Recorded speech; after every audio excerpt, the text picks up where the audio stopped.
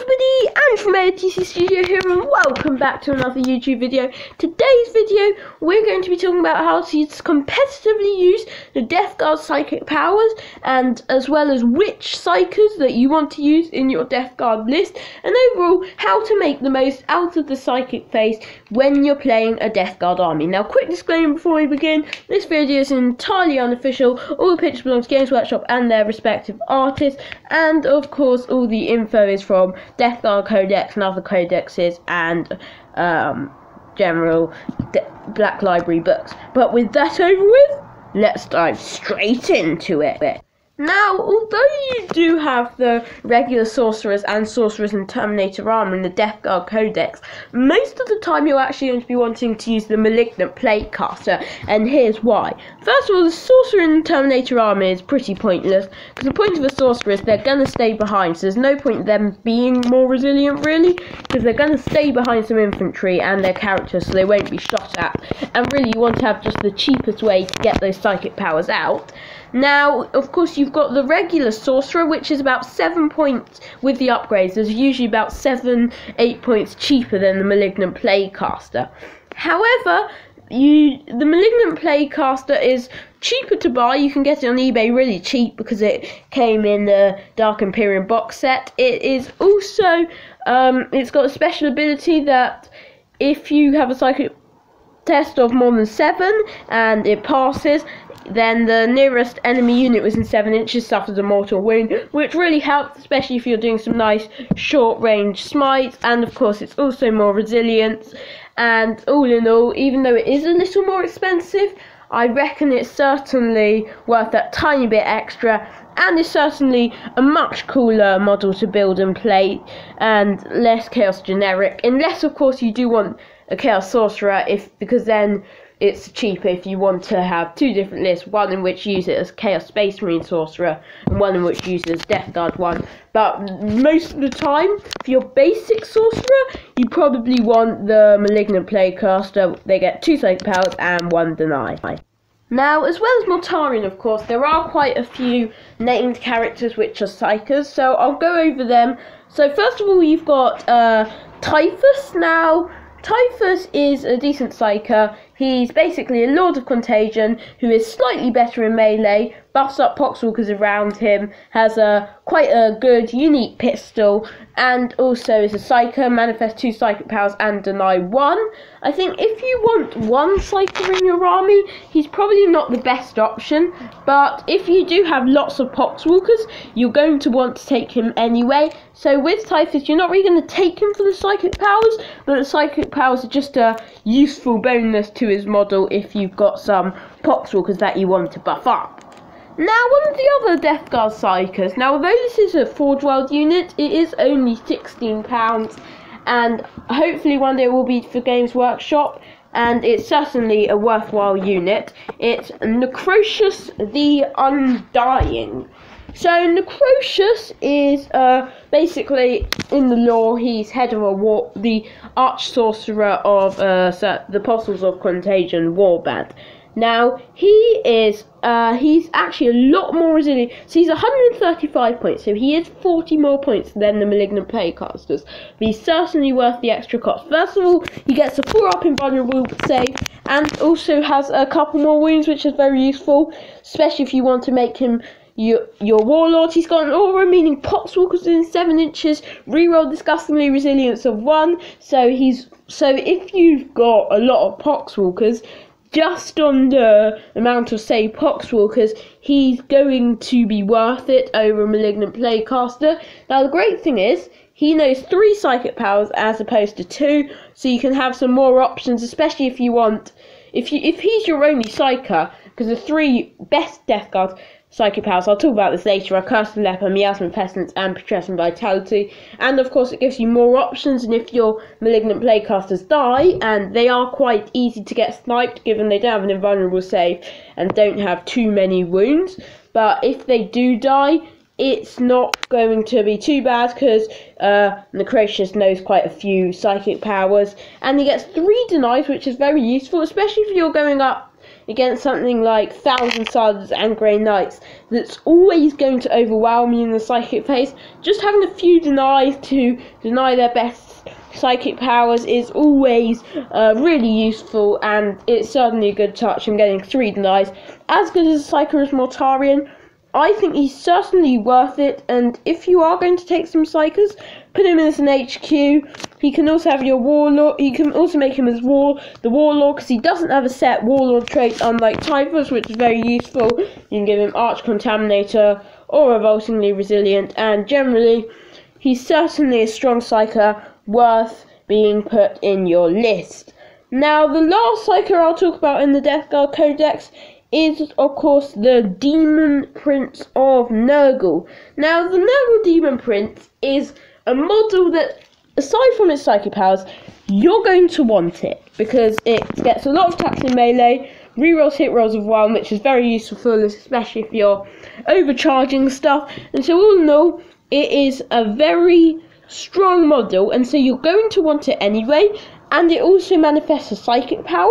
So if you don't have an enemy with too many psychic powers, let's say you're playing Space Marines and they might have 1, maybe 2 librarians, just having that 1 deny is quite useful. And if you don't want to spend extra points on psychic specific units, and also if you are a player that just likes to mainly kill them in the shooting and combat phase and not really too interested in the psychic phase, you can still make use of some of the best psychic powers. And of course, you can always use the stratagem 1 CP and you change the psychic power that it knows for the rest of that turn, which is very useful. And now, of course, you do ask, what are you going to give it? Which leads me on to the next part, where I'll talk about the individual psychic powers. Now, I think when you've got 1 psychic power, so the 3 best psychic powers that you're going to want on the first 3 that you're always really going to want to know, it's Miasma of Pestilence. You choose any unit and it becomes within a certain range, and it becomes -1 to hit. Putrescent Vitality, which is you choose an infantry unit within a certain distance. I think it's also about 18 inches. And then that infantry unit will gain +1 strength and toughness until the next psychic phase. Of course, Miasma of Pestilence is also until the next psychic phase. And there's Curse of the Leper, which goes off in 7. The others, I think, are either 5 or 6. And you roll 7 dice. For each roll that exceeds their toughness, they suffer a mortal wound, and that is on the nearest enemy unit within 18 inches. So those are your 3 best psychic powers. Now, on the Demon Prince, if you just want 1 of them, you're going to want Miasma of Pestilence, because the thing is, you're going to want to put your buffs on the most likely target that they're going to shoot at. And the issue with Putrescent Vitality is they're not always too likely to shoot at that, shoot at an infantry unit, as often, for example, if you've got a squad of 1 or maybe 3, and Philip Blighthall is giving everything else cover, they're of course going to want to shoot at it first, so you're going to want to buff that, but of course you can't buff that with Putrescent Vitality. And also, Putrescent Vitality, half the focus is strength, and you're probably not going to need that until you get into combat. And that's why you want, generally, Miasma of Pestilence. You can take Curse of the Leper, but the issue is the first couple of turns you might not be in range, and you're going to want some protection from their long-range guns.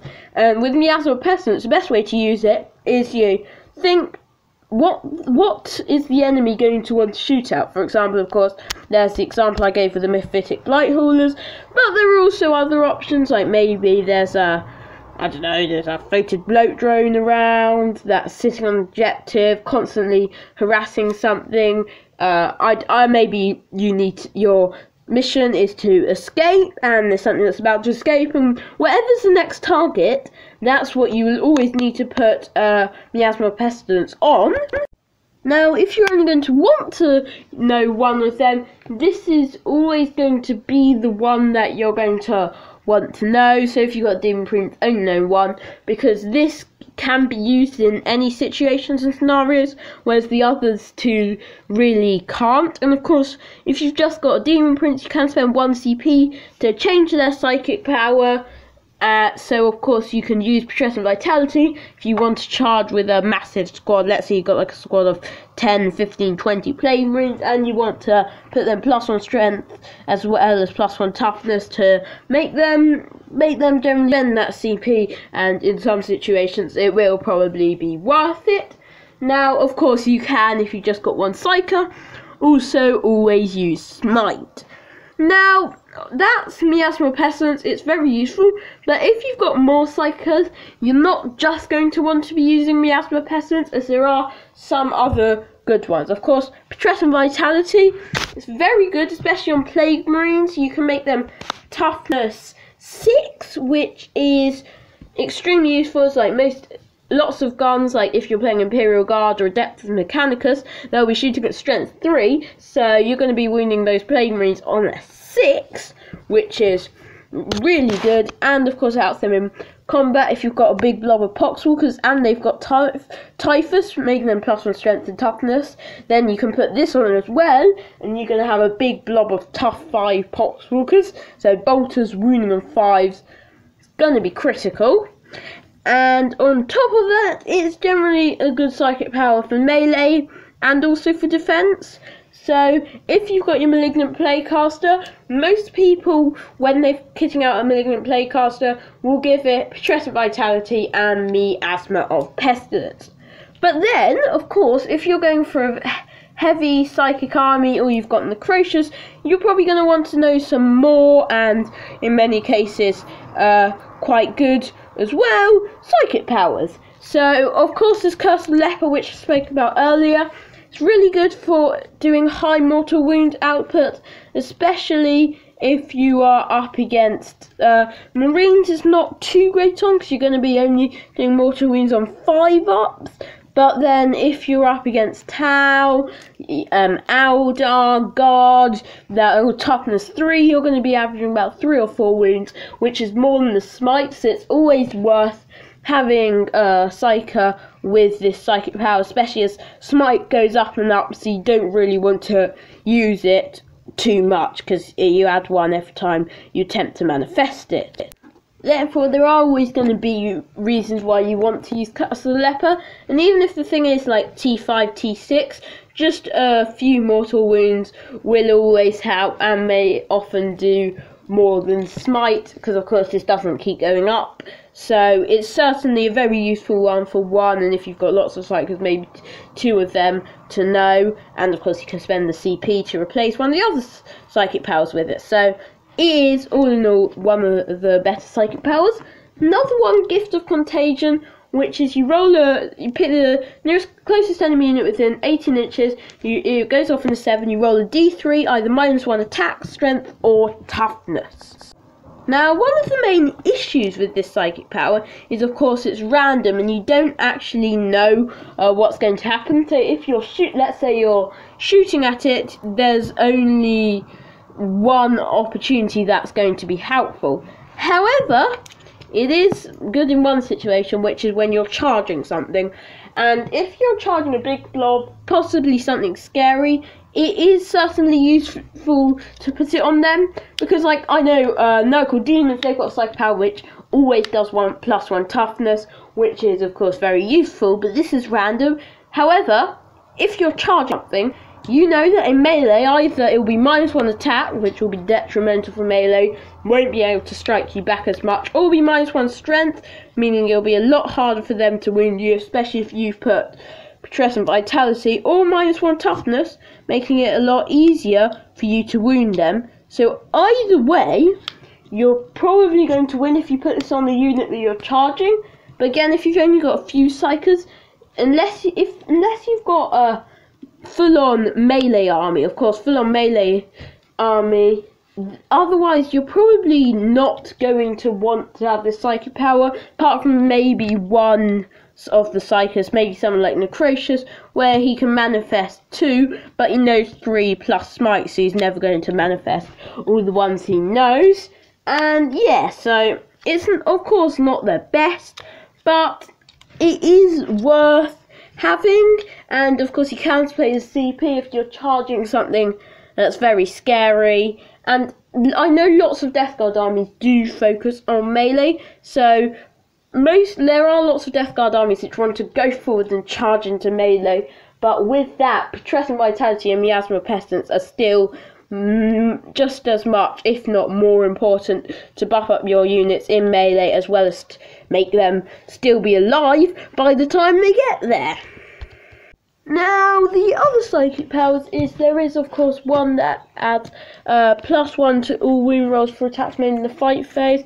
That's not that great unless you're having a big unit charging, and only is like another option for a psychic power.